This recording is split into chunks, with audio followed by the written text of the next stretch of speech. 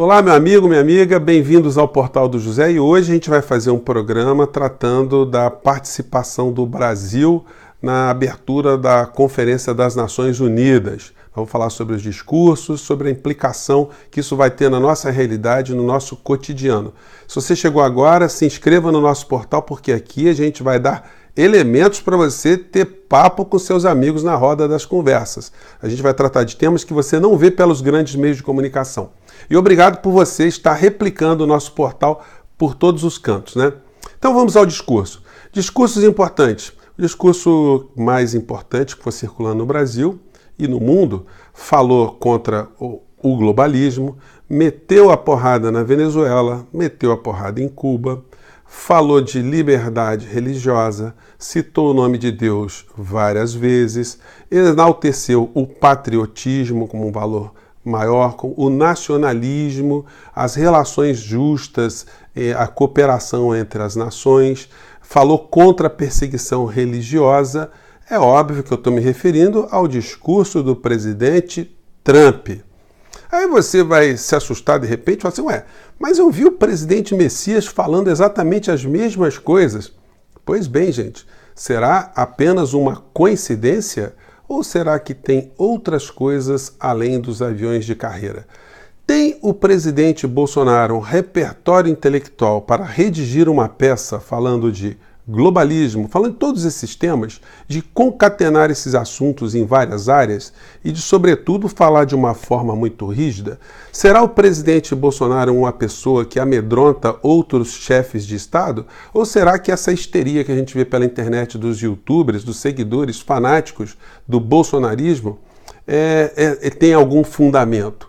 Será que essas pessoas, elas de fato acreditam que o presidente Bolsonaro ele está fazendo as pessoas tremerem lá nas plenárias todas de uma maneira geral? Que poder tem o Brasil de dissuasão? O Brasil pode invadir alguma nação, pode criar algum bloqueio econômico, pode criar alguma restrição? O que o Brasil pode fazer contra essas nações todas? Obviamente que esses seguidores eles não refletem profundamente. Os seguidores do bolsonarismo que vêm para aqui, para esse espaço aqui, né? Ah, o presidente arrasou, ele falou, foi duro, ele impôs respeito. Gente, não sejam ridículos. Não é como entrar um raquítico numa arena cheia de pugilistas e achar que pode gritar com essas pessoas, pode dar ordem a essas pessoas e ser respeitado. O que acontece é o seguinte, em situações normais, esses pugilistas vão olhar para esse raquítico e vão ficar com pena dele, porque na hora que quisessem enfio a porrada, arrebenta todo o raquítico de tudo quanto é jeito. Então, gente, parem com esse comportamento ridículo de achar que o presidente Messias mete medo em alguém. O Brasil, enquanto Estado, não mete medo em alguém por várias razões. A gente não tem condição e não é da natureza do Brasil. O Brasil nunca se preparou para nenhum tipo de conflito. Então, o presidente Messias ele se comporta como uma espécie de alienado, né, de assuntos que ele não domina. E é óbvio que isso não pode ser bem recebido no mundo. Serão os discursos tanto de Trump como de Bolsonaro, o do presidente Messias, feitos coincidentemente usando as mesmas expressões? Bom, eu fiquei com essa pulga atrás da orelha porque eu me lembrei desse livro aqui, muito engraçado, do Chico Buarque de Holanda, o Budapeste. E conta a história de um cara chamado Costa, que era uma pessoa que escrevia discursos para personalidades. Claro que ele escrevia e ficava oculto, né? E ele se encontra com outros personagens assim também, que escreviam discursos para chefes de Estado, primeiros ministros, para políticos de uma maneira geral, para religiosos, o Papa, para escritores. Então o livro é muito divertido, porque essas pessoas elas não podem ser reveladas e elas estão por trás dos discursos. Bom, e me chamou a atenção esse livro porque quando a gente olha, por exemplo, ontem durante o discurso do presidente Messias, as câmeras da ONU, elas mostram aqui essas figuras aqui na tribuna lá da ONU, né? Aqui está o ministro das Relações Exteriores, o ministro de Notre Dame, como é apelidado por muitas pessoas, porque é uma pessoa com ideias da Idade Média. Atrás está o filho do presidente, que ambos, né, onde ambos se encontraram com Steve Bannon, que é uma pessoa que estruturou politicamente e ideologicamente a campanha de Trump e deu umas dicas aqui para o presidente Messias. Então, está aqui o elo, né? Na frente a esposa do presidente, atrás o ministro respeitabilíssimo do meio ambiente, né? É um homem considerado uma sumidade internacional em meio ambiente. E a parte triste, cômica dessa ida lá nos Estados Unidos, que foi a presença da nossa indiazinha, levada como se fosse um vaso para ser mostrada, um bibelô, tal qual acontecia durante as grandes navegações, né, lá atrás, onde os colonizadores, quando encontravam algum nativo, algum silvícola, capturavam alguns para levarem até para a corte ver como eram exóticas aquelas criaturinhas bípedes que eram encontradas em outros continentes. E lógico que os chefes de Estado, os ministros, os diplomatas que estavam lá perceberam isso. Só quem não percebe isso são os fanáticos seguidores do bolsonarismo, achando que isso tinha algum tipo de impacto. Gente, reflitam, o presidente Messias, ele entende exatamente o que é globalismo, o que é socialismo, o que é comunismo, o que é soberania nacional? O presidente, ele ataca a soberania da Venezuela e acha que a soberania brasileira é diferente, que ela tem que ser respeitada.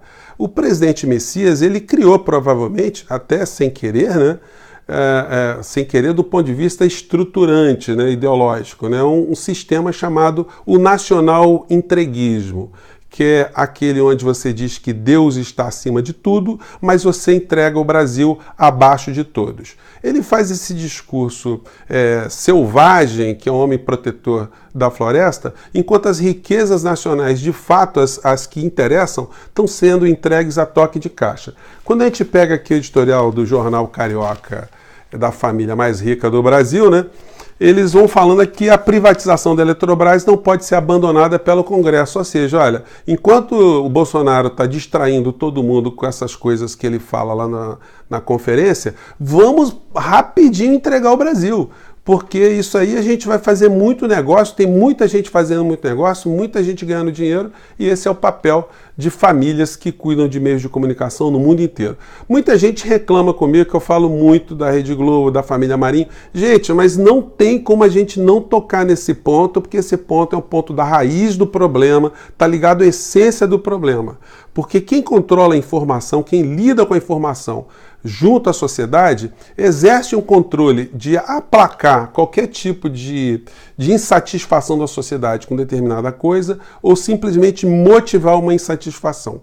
Então, eles têm um papel que é fundamental nessa história e isso precisa ser revelado a cada ponto. Como, por exemplo, nessa questão da violência, onde eles abordam um caso muito triste, mas eles nunca mergulham fundo para mostrar que esse tipo de violência que acontece contra uma criança numa bala perdida, uma bala disparada por um policial, provavelmente, acontece porque existem bolsões de miséria onde esse tipo de situação acontece no cotidiano. Como acabar com essa situação sem acabar com os bolsões de miséria? Como acabar com a delinquência se você não cuida das gerações de crianças que são jogadas cada vez mais à selvageria?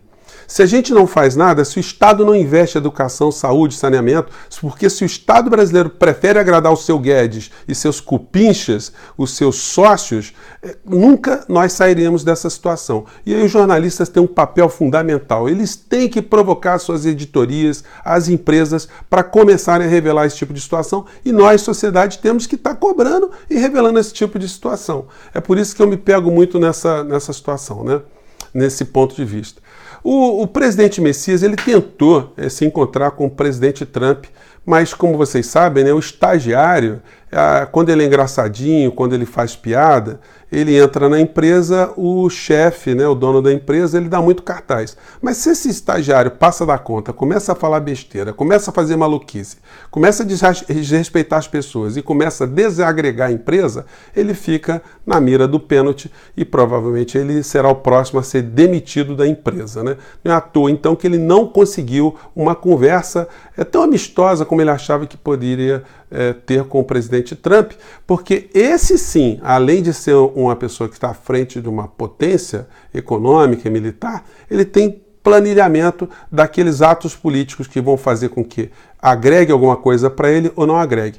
O presidente Trump, no discurso dele, além de ter citado todas essas coisas que Bolsonaro também citou, ele não disse, ele falou o nome de 20 países, dentre os quais a Nicarágua, Venezuela, El Salvador, Cuba, Síria, Arábia Saudita, Irã, falou um monte de nações e não tocou no nome do Brasil e nem no nome do presidente Messias.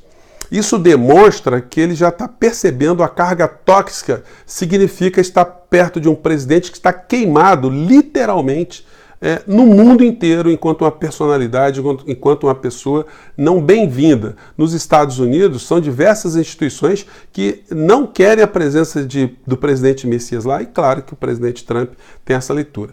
O ano passado, já percebendo que Macri já estava na decadência, o presidente Trump começou a tratar, já tentando não se contaminar com a desgraça que de fato aconteceria contra Macri, a derrota dele lá na Argentina. Ele já tinha esse tipo de percepção. E os argentinos estão passando, divulgando pelas redes, de uma forma muito irônica, como que a Argentina não pode contar com os Estados Unidos agora no meio dessa crise. Vou botar isso aqui só para ilustrar, para a gente finalizar nosso vídeo.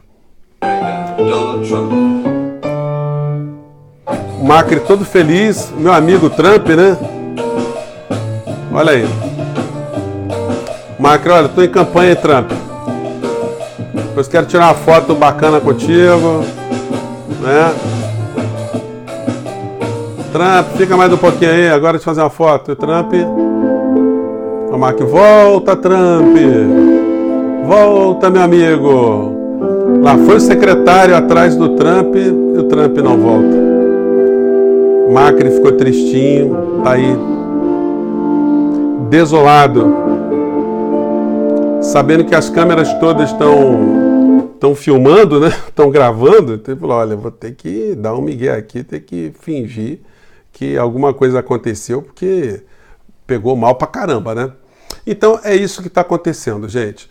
O discurso do presidente Messias foi um discurso voltado aqui para dentro, não vou comentar em detalhes porque o mundo não dá muita bola. O que deu mais bola foi o que disse o presidente Trump. Esse sim, tem um poder econômico, poder de dissuasão militar, é um homem que tem uma influência muito grande sobre todas as nações, mas detalhe, né? Ninguém mexeu com a Rússia, ninguém falou nada do Putin. Ninguém entrou em nenhuma área de conflito onde os interesses da Rússia, comandada por Putin, estão em jogo também, né?